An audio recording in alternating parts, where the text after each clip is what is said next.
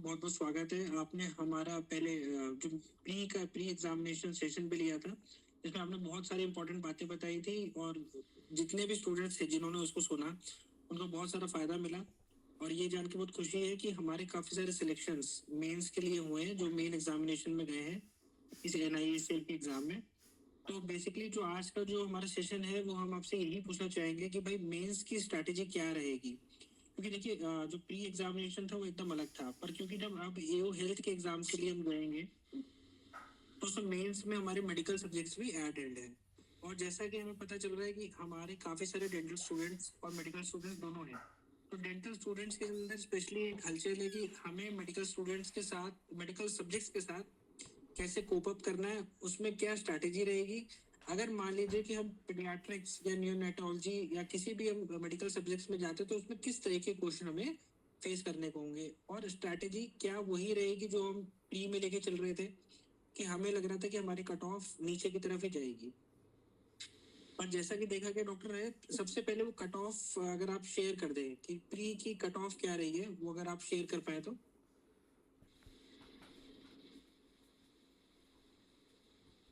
Sir जो cut off रही है आपकी बारी प्री की, तो वो कहीं ना कहीं लास्ट ईयर के मुकाबले 2023 के मुकाबले थोड़ी सी बढ़ के आई है। मैं एक बारी ज़रा कट ऑफ जो है मार्क्स एक बारी ज़रा बताता हूँ आपको।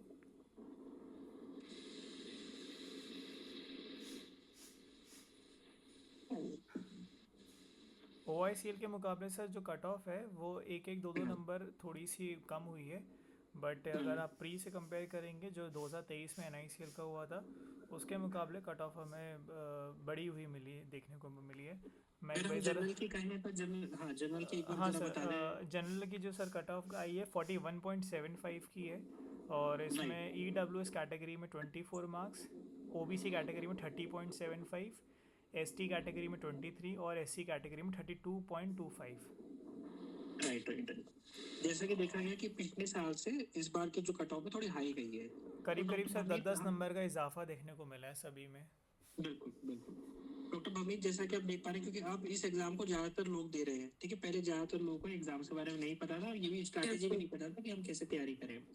तो अब मेंस की स्ट्रैटेजी अगर मैं पहले आपसे स्टार्ट करूं कि मेंस की स्ट्रैटेजी क्या रहनी चाहिए, किस तरीके से पढ़ना चाहिए। और जैसा कि आज हम हैं 14 अक्टूबर में, जिस दिन हम सेशन रिकॉर्ड कर रहे हैं, और अब हमारे पास मोटे मोटे 14 दिन ही बचे हैं, जैसा कि 28 अक्टूबर को एग्जाम होना मेंस का। तो 29 इन अक्टूबर को 14 दिन एग्ज़ाम है, की, तो 14 दिन इनके पास बच रहे हैं अभी। राइट राइट, तो इन 14 दिन की स्ट्रैटेजी क्या रहेगी, एक बेसिक बताएं।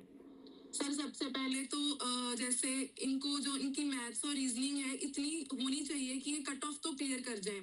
क्योंकि जो मैथ्स और रीजनिंग के, जैसे मैंने पहले सेशन में भी सब्जेक्ट्स टॉपिक्स बताए थे और उनको यूट्यूब के लिंक्स भी बताए थे कि कौन कौन से इनको यूट्यूब के लिंक्स जो है फॉलो करने हैं।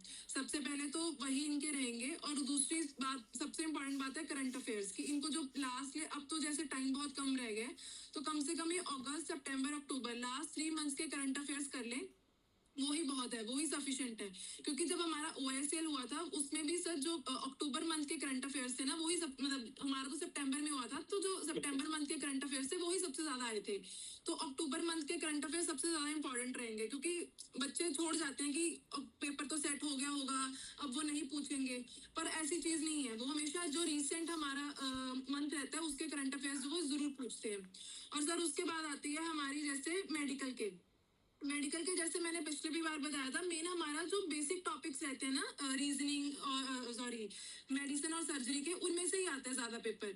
और जो पीडियाट्रिक्स और हमारा जो गायनी है उसमें सर बहुत कम, मतलब बहुत बेसिक पेपर आता है। जैसे हमारे टाइम पे जो क्वेश्चंस आए थे अबॉर्शन के हो गए, और जो हमारे सेक्स आइडेंटिफिकेशन हो गया, और हमारे जो मेंस्ट्रुअल साइकिल के बेसिस पे क्वेश्चन थे। जैसे क्वेश्चन था कि हमारे उसका आंसर था 10 to 14 डेज की, कौन से मेंस्ट्रुअल डेज के बीच में हमें जो फॉर्न पैटर्न है वो हमें दिखता है। तो उसका जैसे आंसर था 10 to 14, मतलब these are the basic questions जो हमें पता चलते हैं।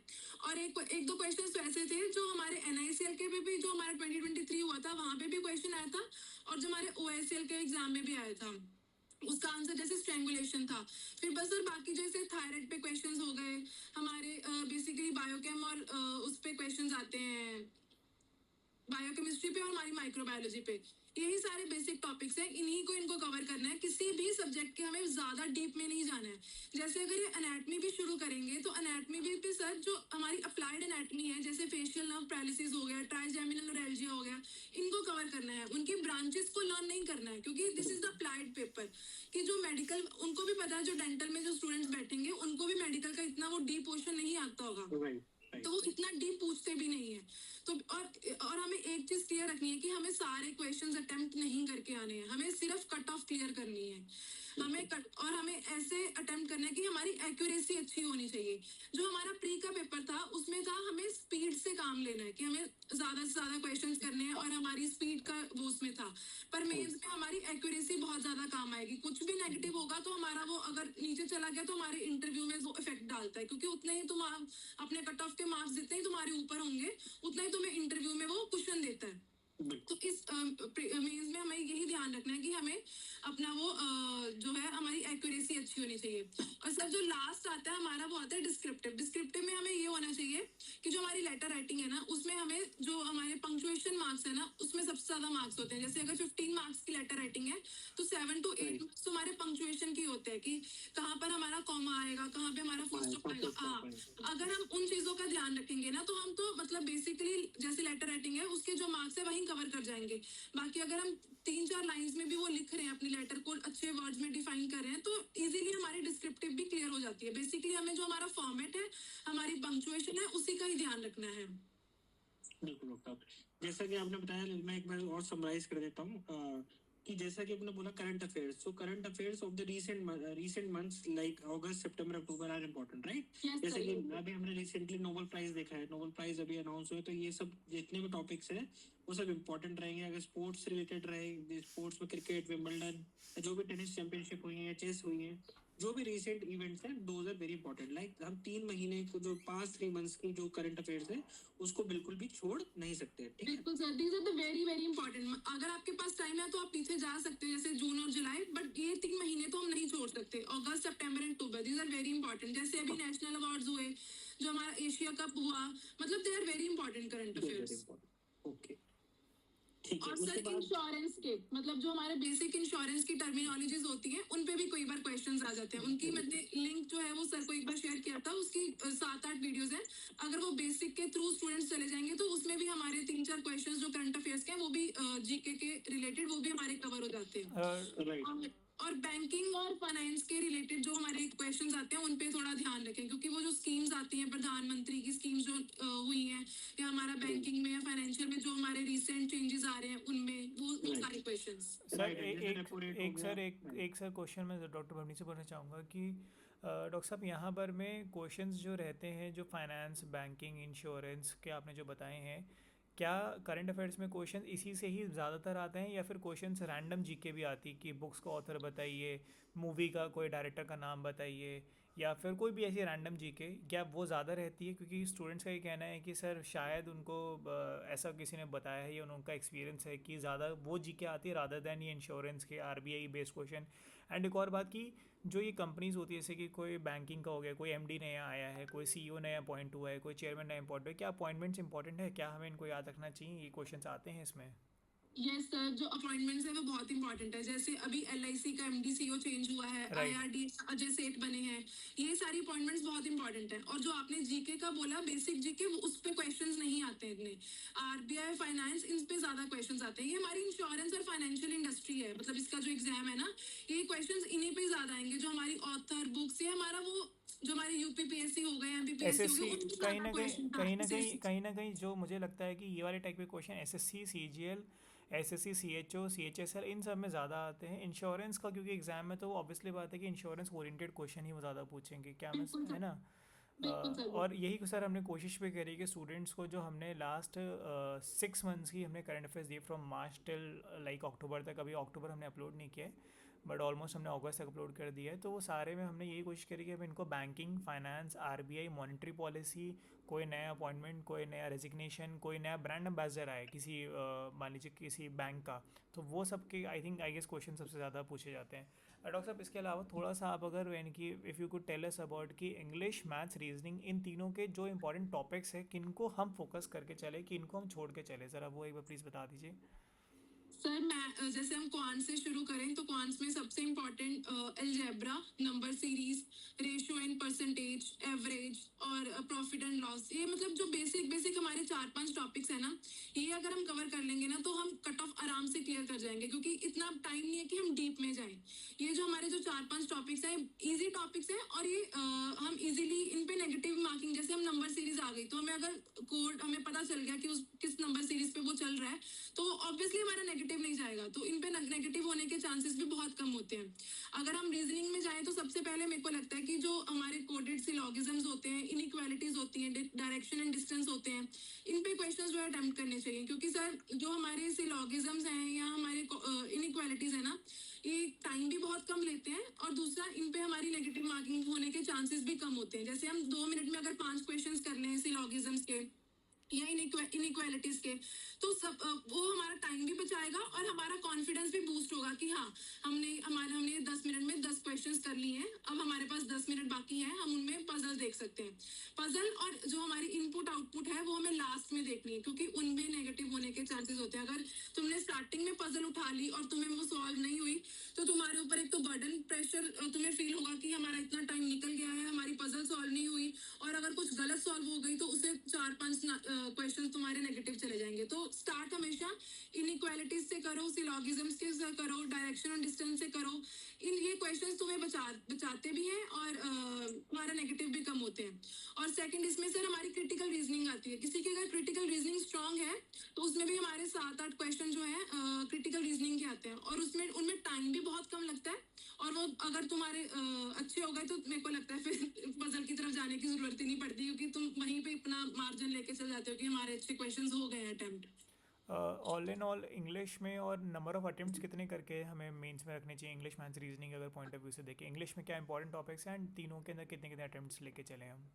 सर अगर क्वांट रीजनिंग में अगर हम 20 क्वेश्चंस भी कर लेंगे, 15 to 20, तो मोर देन इनफ। बट हाँ, एक्यूरेसी मैटर्स, कि अगर हम कहें कि हम 20 क्वेश्चंस कर रहे हैं तो 10 गलत हो रहे हैं, वो नहीं। अगर हम 20 करें तो उसमें 15 to 18 हमारे क्वेश्चंस ठीक होने चाहिए, वो एक्यूरेसी मैटर करती है इसमें।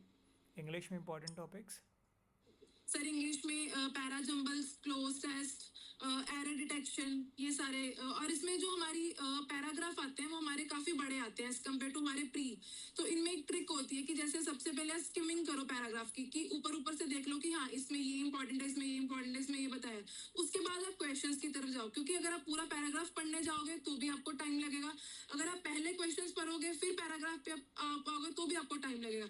एक बार आपने 1 या 2 मिनट लगा के पूरे पैराग्राफ की स्किमिंग कर ली कि आपने देख लिया हाँ इसमें ये चीजें बताई गई हैं, तो फिर अगर आप बाद में क्वेश्चंस पे जाओगे तो आपको पता चलेगा कि हाँ इस क्वेश्चन के रिलेटेड मैंने यहाँ पे लाइन देखी थी, तो वो आपका इजीली जल्दी सॉल्व हो पाएगा। Okay, right right, doctor right. साहब, स्किमिंग इज वेरी इंपॉर्टेंट है। ये this point to be noted.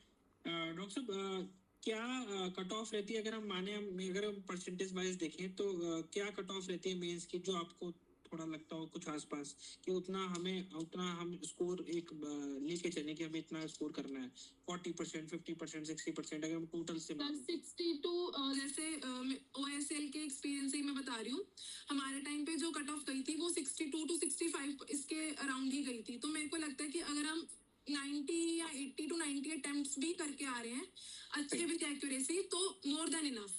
तो अच्छे मार्क्स आपके आ जाएंगे, आप इजीली कट ऑफ, क्योंकि अगर हम देख रहे हैं कि कट ऑफ बड़ी भी है तो वो अपने 2023 के अगेंस्ट बढ़ी है।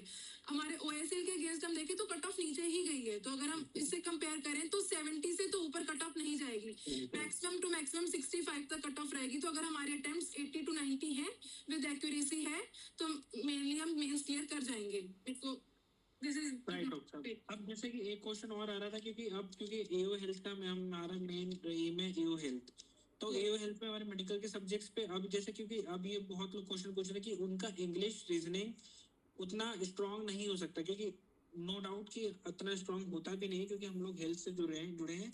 तो क्या उनको कम टाइम दे और मेडिकल सब्जेक्ट्स को ज्यादा टाइम दे, तो मेडिकल सब्जेक्ट्स में स्कोर करना आसान रहेगा, या फिर अगर उतना ही बराबर का टाइम दे तो थोड़ा सा सर बिल्कुल बराबर, क्योंकि हमें हर सब्जेक्ट की कट ऑफ तो क्लियर करनी है, sectional cut off is important. हम ये नहीं कह सकते कि हमें सिर्फ मेडिकल पार्ट क्लियर करना है, करंट अफेयर्स करना है, हम रीजनिंग और क्वांट्स को छोड़ दें, हमें हर सब्जेक्ट की उसकी सेक्शनल कट ऑफ भी क्लियर करनी है। तो अगर जैसे मैंने टॉपिक्स बताया, अगर हम वो 4-5 टॉपिक्स भी कर जाएंगे तो इजीली हम 15 to 20 क्वेश्चंस क्वांट्स और रीजनिंग के अटेम्प्ट कर लेंगे विदाउट एनी नेगेटिव मार्किंग, क्योंकि वो क्वेश्चंस और वो चैप्टर्स ही ऐसे हैं कि उनमें नेगेटिव मार्किंग होने के चांसेस कम है। हम इनपुट आउटपुट और पजल ना उठाएं क्योंकि उनमें नेगेटिव होने के चांसेस हैं, उनमें टाइम वेस्ट होने का टाइम ज्यादा लगता है। मैं क्वांट्स में अगर हम देखें कि हम डीआई सही उठाएं, अगर नहीं समझ आ रहा तो मत उठाओ। कि अगर 5 क्वेश्चंस आपके सिंप्लीफिकेशन के आ गए, आपके नंबर सीरीज के आ गए, या आपके प्रॉफिट एंड लॉस पे आ गए, तो आप वही क्वेश्चंस उठाओ जो आपको लगता है कि सही है। क्योंकि अगर आप 20 कर रहे हो और उसमें 10 गलत कर रहे हो, इससे बेटर आप 15 करो, उसमें आपके 13 सही हो जाए, वो ज्यादा बेटर है। क्योंकि मैं अपने खुद पर्सनल से बता रही हूँ, मैं तो खुद रीजनिंग में 12 क्वेश्चन अटेम्प्ट करके आई थी, तो उसमें भी मैं कट ऑफ क्लियर कर गई थी। तो कट ऑफ इतनी ज्यादा नहीं जाती है सेक्शनल, इसमें भी प्री में भी सेक्शनल कट ऑफ इतनी ज्यादा नहीं गई है, 1-1, 2-2 नंबर ही गए हैं। जैसे क्वांट्स में 1-1.5 नंबर था सेक्शनल कट ऑफ का, और हमारा रीजनिंग में भी इतना ही कट ऑफ था। तो सेक्शनल कट ऑफ क्लियर हो जाती है, पर हाँ कि वो करना पड़ता है ये। और आप हमेशा मेडिकल पे भी पूरा डिपेंड नहीं रह सकते कि आपको नहीं पता कि आपको क्वेश्चंस कैसे मिल जाए। तो आपको हर पार्ट को पूरा, हर सब्जेक्ट को उतनी ही इम्पोर्टेंस देनी है, पूरी सिमिलर जैसे आप बाकी सब्जेक्ट्स को दे रहे हो, किसी को ज्यादा नहीं, किसी को कम नहीं। बिल्कुल ये देखा गया कि इंग्लिश में थोड़ा सा अपर साइड पे रहा, जो कट ऑफ रही थोड़ी इंग्लिश में अपर साइड पे रही, पर हाँ मैथ्स और रीजनिंग में थोड़ा सा नीचे की तरफ ही रहा। Yes, sir. अच्छा, डिस्क्रिप्टिव जो हमारा है, जो डिस्क्रिप्टिव को लेके काफी लोगों के मन में क्वेश्चन है, क्योंकि उनको टाइप करना पड़ेगा उस टाइम में, तो डिस्क्रिप्टिव को कैसे बेहतर कर सकते हैं? मान लीजिए अगर लेटर राइटिंग लिख रहे हैं, और किस तरीके की लेटर अप्रोच राइटिंग कैसे आती करें है, डिस्क्रिप्टिव को? कहीं ना अप्रोच कहीं कैसे ना करें, राइट? कहीं ना कहीं जैसे स्टूडेंट का ये डाउट है कि सर 30 मिनट्स हमें मिल रहे हैं यहाँ पर, मैं 30 मिनट्स में जब मेरे सामने लेटर राइटिंग और आर्टिकल है, तो क्या मुझे वहाँ पे सिर्फ एक एक ऑप्शन ही मिलेगा या फिर मुझे चॉइसेस ही मिलेगी लेटर और आर्टिकल में? सेकंड क्वेश्चन ये है कि what should be my game plan, यानी कि मैं जैसे मैंने लेटर का पढ़ा तो मैं क्या सीधा टाइप करना स्टार्ट कर दूँ? क्या मैं वहाँ पे बैक स्पेस दबा करके वो रिमूव कर सकता हूँ, नहीं कर सकता हूँ? And what should be my, यानी कि क्या मैं लेटर राइटिंग और आर्टिकल राइटिंग पे should I be giving more time in my preparation, क्योंकि टाइम सबके पास कम है, तो क्या मैं बैठ के मॉक पेपर्स अटेम्प्ट करूँ, मॉक लेटर राइटिंग करूँ? क्या आपको लगता है ये स्ट्रैटेजी सही रहेगी अभी बैठ के करने की? सर जैसे फर्स्ट क्वेश्चन की चॉइसेस मिलती हैं, हाँ बिल्कुल मिलती हैं। 3 चॉइसेस हमारी लेटर राइटिंग में होती हैं और 3 ही हमारे एसे राइटिंग में होती हैं। उसमें आप कोई भी ऑप्शन जो है वो चूज कर सकते हो। और सेकेंडली कि हमें, जैसे हमने देखा, हमारे पास 30 मिनट्स है, तो हमें स्टार्टिंग में ही टाइप करना शुरू नहीं करना है। आपको साथ में लग रहा होगा कि आपके फटाफट टाइप करें, आपको टक टक टक आवाज सुनाई दे रही होगी, पर आपको ऐसे नहीं करना है। सबसे पहले आपने क्वेश्चन रीड किया, आपने सोच लेना दिमाग में कि हाँ मैंने कौन सा अटेम्प्ट करना है। उसके बाद आपने 1-2 मिनट लगाने हैं, अपने रफ पेपर पे लिख लीजिए पॉइंट्स कि आपको ये पॉइंट्स उसमें लिखने हैं। वो आपको हार्डली 1 या 2 मिनट लेंगे। उसके बाद आपने अपनी टाइपिंग जो है वो स्टार्ट करनी है। हाँ, और बैक स्पेस दबाने से वो डिलीट नहीं होगा, और उसमें डिलीट हो जाएगा, पर आप जब टाइप करोगे तो वो दोबारा वहां से टाइप नहीं होगा। तो आपको ये चीज ध्यान रखनी है कि आपने जो लिख रहे हो वो सही लिख रहे हो, क्योंकि बार बार डिलीट होके वो टाइप आपका वहीं से शुरू नहीं होगा। तो आपको दोबारा से सारा डिलीट करके दोबारा से सारा शुरू करना पड़ेगा, वो आपका टाइम वेस्ट होगा। तो इसलिए बेटर है कि जब भी आप स्टार्ट करें उससे 1-2 मिनट पहले अपना टॉपिक देख लें, आपको कौन सा करना है, उसके पॉइंट्स लिख लें कि आपको ये पॉइंट इसमें डालने हैं, और उस हिसाब से आप टाइप करें। और 30 मिनट्स जैसे हैं, तो मेरे हिसाब से 10 to 12 minutes are enough for the letter writing, क्योंकि उसमें ज्यादा कुछ नहीं होता, वो आपकी हो जाती है 7-8 मिनट में। और बाकी जो आपका टाइम है वो आप ऐसे राइटिंग को दीजिए। और सर उसमें कुछ प्रैक्टिस की जरूरत नहीं है, मतलब टू बी वेरी फ्रैंक मैंने नहीं करी थी। मैंने सिर्फ और सिर्फ अपने वो पंक्चुएशंस देखे थे, अपना फॉर्मेट देखा था कैसा है, और उसके बाद मैंने वहां ही जाके टाइप करा था। और मेरी तो 5 मिनट्स पहले भी टाइपिंग खत्म हो चुकी थी, मतलब in 25 minutes I was completed with my letter writing and ऐसे राइटिंग। सो मेरे को नहीं लगता कि किसी को भी इतनी डिफिकल्टी आएगी उसमें। कहीं ना कहीं सर हम डॉक्टर्स हैं, तो हमारे लिए इंग्लिश में लिख पाना, इंग्लिश को वहाँ पे सोच पाना, मेजरली क्या है कि हमें पहले अपने पॉइंट्स को कंसाइज करना माइंड में कि what points I would be writing into it, and उनको फिर हम लोगों को टाइप करके शॉर्ट लाइंस लिखनी है, यानी ज़्यादा बड़ी लाइंस नहीं। जो मेरे को डॉक्टर आर्य प्रदीप ने भी यही उन्होंने लास्ट सेशन में बताया था कि सर एंड ये वुड बी बेटर हम शॉर्ट लाइन से लिखें, एंड मेजरली अपने फॉर्मेट को याद कर लो। फॉर्मेट मुझे ये चलाना है, कंक्लूजन मुझे ये डालना है, और इंट्रो मुझे ऐसे स्टार्ट करना है, बीच का बॉडी चेंज होगा। आज मैं लेटर लिख रहा हूँ कि मैं मेरे बॉस को लिखना चाहता हूँ कि मुझे छुट्टी दे दो, कि मुझे कोई और एग्ज़ाम देने जाना है। शायद यही लेटर का एक आपका शायद टॉपिक था ना, कि अपने Yes, sir. सीनियर को लेटर लिखिए कि आपको वो अलाउ करे कि आप वो एग्ज़ाम लेके लिखने चले जा पाएँ, एंड आई थिंक वही अटेम्प्ट करा था काफ़ी स्टूडेंट्स ने। Yes sir. तो कहीं कुल मिलाकर इस जो स्टार्टिंग इंट्रोडक्शन है, बॉडी पार्ट है, वो आप starting introduction and conclusion same रहेगा। Body part is what where you will be changing the lines and वहाँ पे शॉर्ट लाइंस, एंड बिल्कुल पहले सोच लीजिए कि क्या लिखना है ताकि आप वो एरर ना करें वहाँ पर में, राइट। बिल्कुल अपार्ट सर। अपार्ट फ्रॉम ये डॉक्टर साहब, थोड़ा सा ना आप मुझे बताएंगे कि ये हेल्थ वाला जो सब्जेक्ट है वहाँ पे क्या इंपॉर्टेंट टॉपिक्स है, और जो हमने एक लिस्ट शेयर करी थी जो आपने हमें दी थी हेल्थ की इंपॉर्टेंट टॉपिक्स की, यस सर। तो थोड़ा सा उसके बारे में बताएंगे क्या है वो लिस्ट, कहाँ से बनाई है, क्या सोच के आपने वो बना करके हमें दी थी, क्या क्या थॉट क्या था इसके पीछे का। सर जो हमारे जो 2023 का NICL का पेपर था, मतलब जो उस टाइम पे मुझे थोड़ा सा पता चला था, और जो मैंने अपना OICL का पेपर दिया, उसमें से जो टॉपिक्स मुझे लगे इंपॉर्टेंट वो मैंने आपके साथ जो शेयर किए थे। उसमें मेरे को लगता है कि आपको माइक्रो बायोकेम, और अगर आप सर्जरी मेडिसिन में भी देखो तो आपको शॉक हो गया, देन डायबिटीज हो गया, हाइपोग्लाइसीमिया वाले क्वेश्चंस हो गए, thyroid. Thyroid is very important topic. Thyroid पे 2-3 क्वेश्चंस जो थे वो हमारे उस पे आए थे। अगर आप एनाटमी देखो तो उसमें भी सर हमारी अप्लाइड एनाटमी, जैसे फेशियल नर्व पैरालिसिस हो गया, हमारा ट्राइजेमिनल नोरेल्जिया हो गया, एनीमिया पे क्वेश्चंस आते हैं। सो मतलब दिस बेसिक बेसिक क्वेश्चंस। और माइक्रो में भी जैसे नेगरी बॉडीज हैं वो किस ऑर्गेनिज्म में नजर आती हैं, ऐसे क्वेश्चंस। और हमारी अगर प्री कैंसरस कंडीशंस क्या होती हैं, प्री कैंसरस लीजन्स क्या होती हैं, ठीक है। और एक तो क्वेश्चन था जैसे मेनिंजेस, जैसे पायामेटर, ड्यूरामेटर, उनकी मतलब कौन सी हमारी इनर मोस्ट लेयर है, कौन सी हमारी आउटर मोस्ट लेयर है, ऐसे क्वेश्चंस थे। और अगर हम गायनी और पीडियाट्रिक्स की तरफ जाएं तो उनमें भी मैंने जैसे बताया मेंस्ट्रुएशन पे क्वेश्चंस थे कि कौन से टाइम पीरियड में कौन सा आपको पैटर्न नजर आता है, अबॉर्शन पे क्वेश्चन, मतलब बेसिक वेरी बेसिक क्वेश्चंस कि अगर आपको अपनी सब्जेक्ट की बेसिक नॉलेज है ना, तो उसमें कुछ सर मेडिकल और डेंटल का नहीं है कि जो मेडिकल वाला है वो ज्यादा अटेम्प्ट कर पाएगा, डेंटल वाला कम, क्योंकि वो बहुत बेसिक है। बहुत बेसिक है। उतनी ही नॉलेज मेडिकल वाले को है और उतना ही आपको फर्स्ट सेकंड थर्ड ईयर में पढ़ाया गया है कि जो आपको आता हो उतना पढ़ाया गया होता है। सो थो मेरे को लगता है कि वो आराम से अटेम्पटेशन हो जाती है। थोड़ा सा डॉक्टर साहब आप इसके बारे में बता सकते हैं कि एनाटमी जो है हमारी, क्या उसमें हेड एंड नेक से ज़्यादा आता है, अपर लिम लोअर लिम से ज़्यादा आता है, या फिर आपका कौन से वाले पार्ट को ज़्यादा आता है? क्योंकि स्टूडेंट का ये कहना है कि सर डेंटल में हमने ज़्यादा हेड एंड नेक पढ़ा है, क्योंकि बीइंग अ डेंटिस्ट हमने सर ज़्यादा पढ़ा पढ़ना है। भी सिर्फ पढ़ना भी हेड एंड नेक है। और उसमें भी जो मैंने टॉपिक्स बताए आपके फेशियल नर्व के रिलेटेड जो आपकी वो थी, और जो आपकी न्यूरो में आपकी जो मेनिंजेस हैं उनके रिलेटेड जो आपकी अप्लाइड है, सिर्फ वही, ज्यादा कुछ नहीं आता है इसमें, और ज्यादा कुछ पढ़ना भी नहीं है। हमें टॉप नहीं करना है, हमें सिर्फ कट ऑफ क्लियर करनी है तो बस। All in all right. मैं जितना समझ पाया हूँ कि सर यानी जो हम सारे एक समराइज़ करें अगर इस पार्ट को, हेल्थ वाले पार्ट को, कि we need to like do only the applied part. कोई भी अगर आप टॉपिक पढ़ रहे हैं, जस्ट लुक इनटू कि अप्लाइड कैसे ये यूज़ करने में आएगा। अगर मान लीजिए कोई डॉग बाइट है या कोई भी चीज़ है, तो कौन सी वैक्सीनेशन दी जानी चाहिए, कौन से टाइम पे दी जानी चाहिए, या कौन सा टेस्ट कराना चाहिए, अगर टाइफॉइड है तो टाइफॉइड के कौन से टेस्ट, कहीं ना कहीं इसी टाइप के जो एक नॉर्मल यस इंश्योरेंस के सर। अंदर में हमें पेशेंट आएंगे आपके पास में, जो आपके पास में पर्चे आएंगे अप्रूवल के लिए, तो आप यही सब चीज़ें उसमें देखेंगे कि हाँ इनका टाइफी टेस्ट हुआ था, विडाल टेस्ट हुआ था, क्या रहता। तो इस टाइप के अप्लाइड एनाटमी ज़्यादा देखेंगे रादर देन यहाँ पर हम पूरी हिस्टोपैथोलॉजी में जाएंगे और लाइनिंग कौन सी थी वो पूरा वो आई गेस यही चीज़ें आप कन्वे करना चाह रहे हैं डॉक्टर साहब। बिल्कुल सर, बिल्कुल बेसिक, सिर्फ बेसिक, ज्यादा कुछ नहीं। आपको टॉपिक के बारे में पता होना चाहिए, वो बस उतना ही। आपको उसके अंदर नहीं जाना है कि हाँ इसमें ये होता है वो होता है। बेसिक बेसिक पता है तो आपका हो जाएगा। बिल्कुल डॉक्टर रजत, जैसा कि डॉक्टर साहब बता रहे हैं कि क्योंकि आप इंश्योरेंस पार्ट से डील करने वाले हैं, तो कोई भी पर्चे आ रहा है, कोई पेशेंट का आप इंश्योरेंस क्लेम देखेंगे तो उसके अंदर आपको बेसिक नॉलेज होनी चाहिए। ठीक है, अगर आपको कोई किसी रिक्रूट कर रहा है उस चीज के लिए, तो आपको बेसिक नॉलेज सब्जेक्ट की होनी चाहिए। पर हाँ, अभी उतना डीप में जाने की जरूरत नहीं है।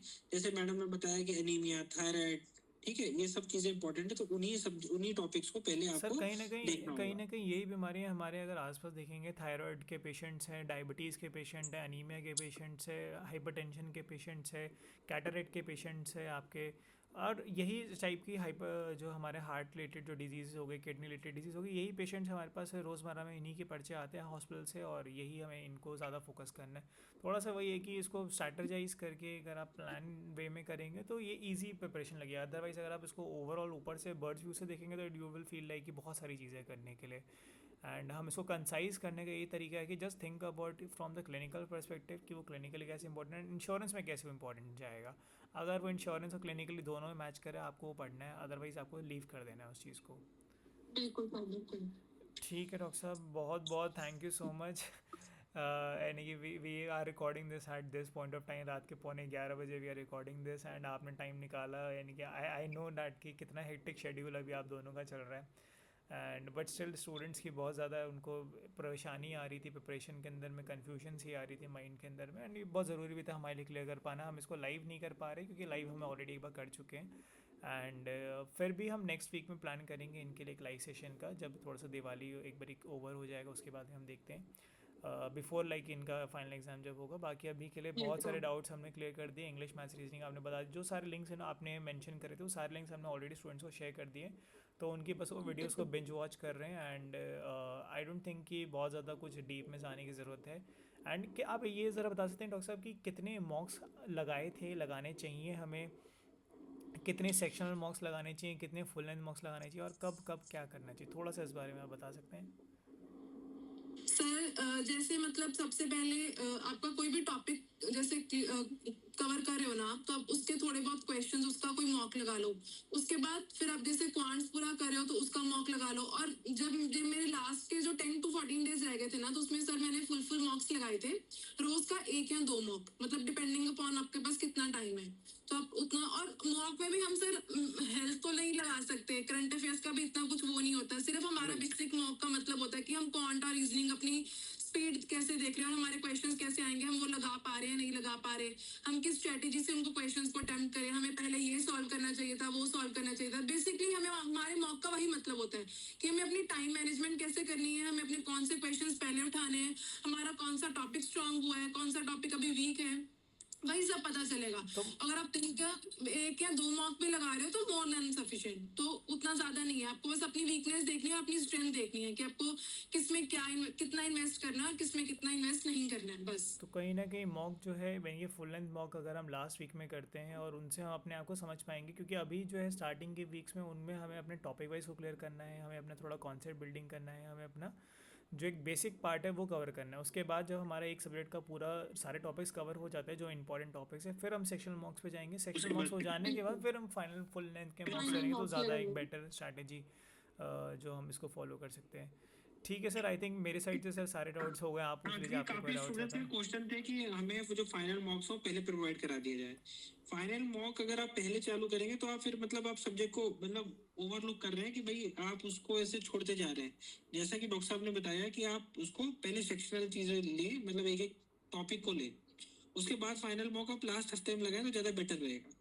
बिल्कुल सर, क्योंकि ऐसे आपका कॉन्फिडेंस भी लूज होगा कि आपको लगेगा मैं तो कर ही नहीं पा रहा हूँ, अगले दिन फिर मैं कर नहीं पा रहा हूँ। एक बार आपने टॉपिक क्लियर कर लिया, उसके मॉक लगा लिए, उसके बाद आप फुल मॉक लगाएंगे, फिर आपको पता चलेगा कि हाँ मैंने इस पे ऐसे क्वेश्चंस उठाने हैं, ये मेरा स्ट्रॉन्ग पार्ट है, ये मैं अटेम्प्ट करूंगा।